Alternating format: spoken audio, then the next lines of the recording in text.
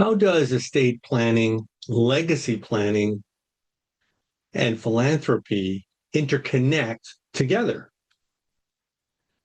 A person can craft a legacy plan by defining their values, different values. The commitment to philanthropy flows naturally from those values. So, values are important. What are your values? And that's a big part of legacy. The estate plan provides the legal language and the tax efficient structures to make that happen. It ensures that the legacy planning, the gifts you want to do, can take place in an efficient tax way.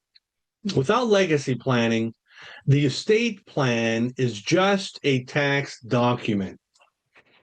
Without estate planning, the philanthropic intent is just a wish that may never be legally fulfilled. They are mutually dependent.